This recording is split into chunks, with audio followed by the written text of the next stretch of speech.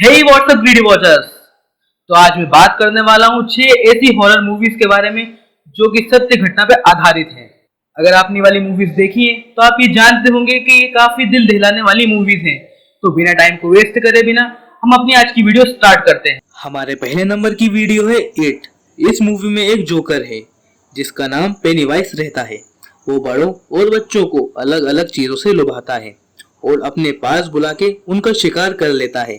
Stephen king America के एक horror supernatural writer हैं।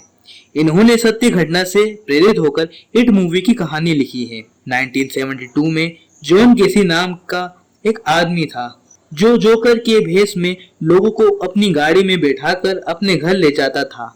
उस समय लोग जोकर को बहुत फनी इंसान समझते थे, इसलिए लोगों को उससे कोई खतरा महसूस नहीं होता था। इसलिए लोग उसकी गाड़ी में बड़े आराम से बैठ जाते थे और वो उन्हें अपने घर ले जाके उनको मार डालता था। वो जोकर अपने घर के बैकयार्ड में उन्हें गाड़ देता था या फिर उन्हें मार के नदी में फेंक देता था। 1972 से 1978 तक उस जोकर ने 33 से भी ज्यादा मर्डर किए थे। उसके बाद 1980 में उस जोकर को पकड़ लिया गया और 1994 में उस जोकर को फांसी दे दी। स्टीफन किंग ने इस घटना के ऊपर एक किताब भी लिखी थी और थोड़े समय बाद इट नाम की एक मूवी भी आई थी, एनाबेल। 1970s में डोना नाम की लड़की के बर्थडे पर उसे एक डॉल गिफ्ट मिली थी जिसका नाम एना था। डोना को शायद पता नहीं था कि उसे क्या खतरनाक चीज गिफ्ट में मिली थी। हालांकि उस वक्त डोना की उम्र सिर्फ 20 साल थी, पर उसे वो डॉल गिफ्ट में मिली थी, इसीलिए वो डॉल उसे काफी पसंद थी और वो अक्सर उस डॉल के साथ समय बिताया करती थी। पर एक दिन जब डॉल डोना के कमरे में रखी थी तो डोना को उस डॉल के पास में से एक कागज का टुकड़ा मिला जिसमें हेल्प मी लिखा था। पर वो समझी कि किसी ने उसके साथ मजाक किया है। उसके साथ रोज कुछ कुछ अजीब चीजें होने लगी और वो डॉल घर में अलग अलग जगह पर दिखने लगी। फिर डोना ने पैरानॉर्मल एक्सपर्ट एड और लोरेन को बुलाया और उन्होंने बताया कि उस डॉल पर शैतान का साया है और वो डॉल आज एक म्यूजियम में है। और जैसा कि आपने देखा होगा कि एनाबेल मूवी की स्टार्टिंग में लिखा होता है कि ये मूवी सत्य घटना पर आधारित है। ये डॉल मूवी से थोड़ी अलग दिखती है पर ये डॉल असली है। Robert the doll. एनाबेल इकलौती डॉल नहीं है जिस पर मूवी बनी है। रॉबर्ट यूजीन नाम के बच्चे को उसके घर पे काम करने वाली मेड ने एक डॉल गिफ्ट की। यूजीन ने डॉल का नाम भी रॉबर्ट रखा। पर उस दिन के बाद यूजीन के घर में अजीब अजीब घटनाएं होने लगी। लोगों का कहना है कि यूजीन की मेड ने उस डॉल पर काला जादू करवा के उसे यूजीन को दिया था। जब यूजीन कमरे में अकेला होता तो उसके कमरे में से यूजीन के अलावा किसी और की आवाजें भी आती थी। जब यूजीन से पूछते तो वो बताता कि दूसरी आवाज रॉबर्ट की है। घर में कुछ होता तो यूजीन बोलता कि वो रॉबर्ट ने ही किया है। लोगों ने उस डॉल को घर में घूमते हुए भी देखा है। पिछले 100 साल से रॉबर्ट के कई मालिक हुए हैं और सबका कहना यही है कि उस डॉल में कुछ अजीब है और वो डॉल अब मार्टेलो के एक म्यूजियम में है। जब भी कोई म्यूजियम में रॉबर्ट के पास आता या फोटो लेता तो फोन में कुछ न कुछ खराबी आ जाती। रॉबर्ट द डॉल पर एक मूवी भी बनी है जिसका नाम है द कर्स ऑफ रॉबर्ट। ये मूवी पूरी तरह से सत्य घटना पर आधारित है। Deliver us from evil. अभी हम आपको जिस आदमी के बारे में बताने वाले हैं वो एक पुलिस ऑफिसर था जिस पर एक मूवी भी बनी है जिसका नाम डिलीवरी अस फ्रॉम इविल है।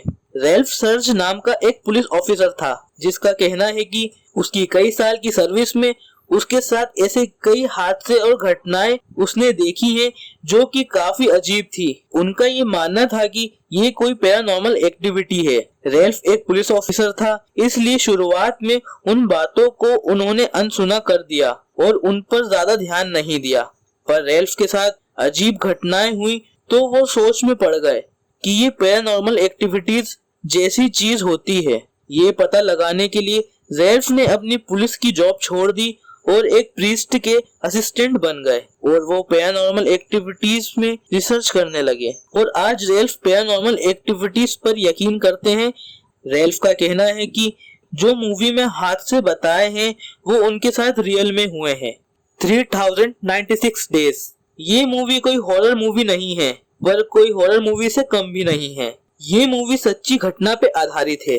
ऑस्ट्रिया में रहने वाली 10 साल की नताशा हर रोज स्कूल से टाइम पर आ जाया करती थी, लेकिन 2 मार्च 1998 में वो स्कूल से आने के लिए काफी लेट हो गई। उसके बाद उसकी माँ ने स्कूल जाके पता करा तो वहाँ उसकी माँ को पता चला कि उसकी बेटी आज स्कूल आई ही नहीं। उसकी माँ ने पता करा तो पता चला कि उसे उसके फ्रेंड्स ने सुबह एक सफेद रंग की वैन में जाते देखा। इससे पता चला कि उसे किसी ने किडनैप किया है। उस किडनैपर ने नताशा को अपने घर के एक अलग कमरे में किडनैप कर रखा था, जो सिर्फ 5 स्क्वायर फीट का था, जिसमें कोई भी खिड़की नहीं थी। उस कमरे में सिर्फ टेबल, कुर्सी, बेड, लाइट, फैन, टॉयलेट और एक वॉश बेसिन था। वो आदमी कई दिनों में नताशा को चलाने के लिए बाहर निकालता था, पर एक दिन नताशा वहां से भाग निकली। सबसे डराने वाली और भयानक बात तो ये है, उस आदमी ने नताशा को उस छोटे से कमरे में 3096 डेज तक बंद करके रखा था, जो तकरीबन 8.5 साल होता है। इसीलिए इस मूवी का नाम 3096 डेज है। एक छोटे से कमरे में बंद होना एक बच्ची के लिए एक हिम्मत और साहस का काम है। जब उस आदमी को पता चला कि नताशा उसकी कैद से भाग निकली, तो उस आदमी ने ट्रेन के सामने आकर खुदकुशी कर ली।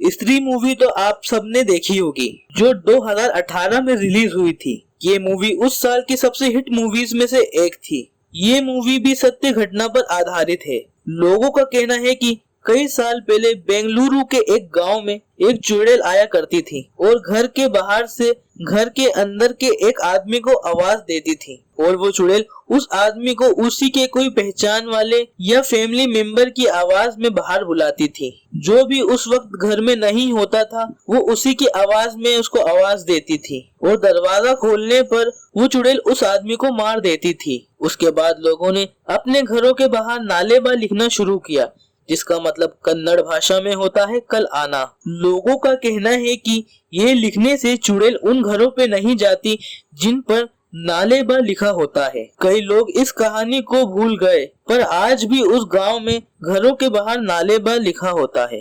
अगर आपको हमारी वीडियो अच्छी लगी तो इसको लाइक करें, शेयर करें और कमेंट करके जरूर बताएं कि आपको हमारी वीडियो कैसी लगी। और अगर आप हमारे चैनल पे नए हैं तो इसको सब्सक्राइब करें और साइड में बेल आइकन को भी जरूर दबा दें। Thanks for watching.